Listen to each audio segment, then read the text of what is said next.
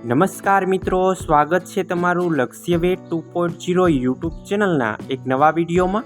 મિત્રો, તમે પણ બેંકમાં નોકરી કરવા માંગો છો તો આરબીઆઈ બેંકની અંદર શાનદાર નોકરીની જાહેરાત આવી ગઈ છે। ઓફિશિયલ નોટિફિકેશન જાહેર કરી દેવામાં આવેલું છે અને આમાં ઓનલાઈન અરજી ચાલુ થઈ ગઈ છે। તો વિડીયોના અંત સુધી જોડાયેલા રહેજો જેથી કરીને તમને ભરતીની સંપૂર્ણ માહિતી મળી રહે। મિત્રો, આ ભરતીનું ઓફિશિયલ નોટિફિકેશન તમને આપણી ટેલિગ્રામ ચેનલ અને વોટ્સએપ ચેનલ પર જોવા મળશે। ચેનલની લિંક વિડીયોની નીચે કમેન્ટ બોક્સમાં આપેલી છે। અત્યારે આપણે સ્લાઇડ દ્વારા વિગતવાર માહિતી મેળવીએ। આગળ મિત્રો, આજના વિડીયોમાં આપણે શું જોવાના છીએ તેની વાત કરીએ તો પગાર અને જોબ પ્રોફાઇલ વિશે, અગત્યની તારીખો અને જગ્યાઓ વિશે, શૈક્ષણિક લાયકાત અને ઉંમર મર્યાદા વિશે અને પરીક્ષા પદ્ધતિ શું રાખવામાં આવેલી છે તેની સંપૂર્ણ માહિતી આજના વિડીયોમાં જોવાના છીએ।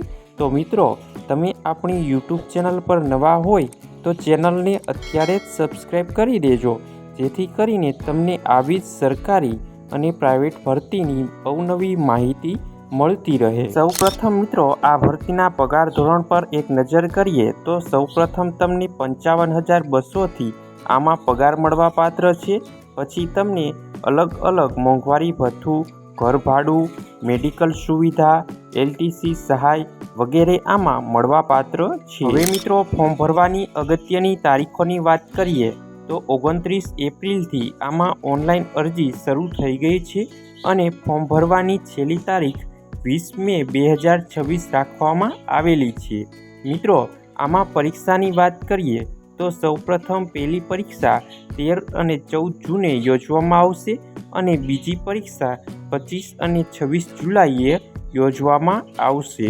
આગળ મિત્રો, આ ભરતીમાં કુલ 60 જગ્યાઓ બહાર પાડવામાં આવેલી છે, જેમાં જનરલ માટે 40 જગ્યાઓ, ડીઈપીઆર અર્થશાસ્ત્ર વિભાગમાં 10 જગ્યાઓ, ડીએસઆઈએમ આંકડાશાસ્ત્ર વિભાગમાં 10 જગ્યાઓ, આમ ટોટલ 60 જગ્યાઓ પર આ ભરતી બહાર પાડવામાં આવેલી છે। આગળ મિત્રો, લાયકાત ગ્રેડ બીની જનરલ પોસ્ટ માટે વાત કરીએ તો તમે સ્નાતક એટલે કે ગ્રેજ્યુએશન કોઈપણ વિષયમાં કરેલું હોવું જોઈએ અને અનુસ્નાતક માટે ઓછામાં ઓછા 55% અને સ્નાતક માટે 60% ગુણ ધરાવતા હોય તો તમે આમાં અરજી કરી શકો છો। આગળ મિત્રો, ડીઈપીઆર અને ડીએસઆઈએમ પોસ્ટ માટે વાત કરીએ તો ડીઈપીઆરમાં અર્થશાસ્ત્ર ફાઇનાન્સમાં માસ્ટર ડિગ્રી કરેલી હોવી જોઈએ અને ઓછામાં ઓછા 55% ગુણ હોવા જોઈએ।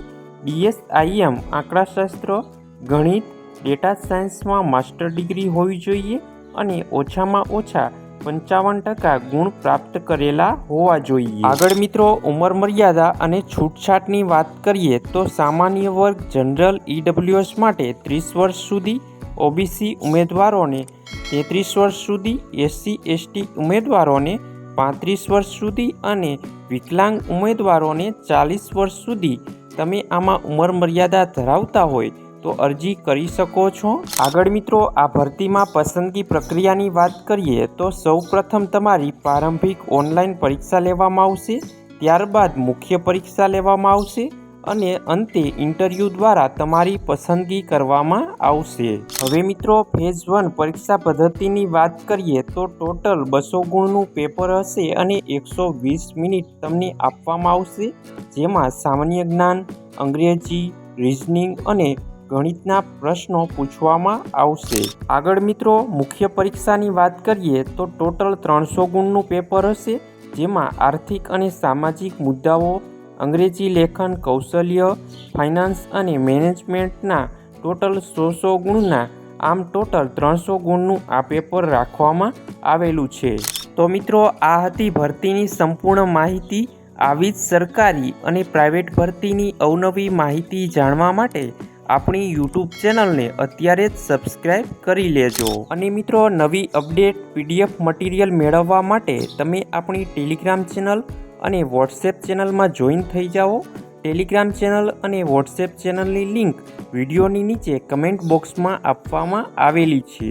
અને મિત્રો, આ વિડીયો તમને પસંદ આવ્યો હોય તો વિડીયોને લાઈક કરજો, તમારા મિત્રો સુધી શેર કરજો અને નીચે આપેલા હાઈપના બટનને ક્લિક કરી વિડીયોને સ્કોર આપી દેજો, જેથી કરીને અમે તમારી માટે આવી જ ઉપયોગી માહિતી લાવતા રહીએ।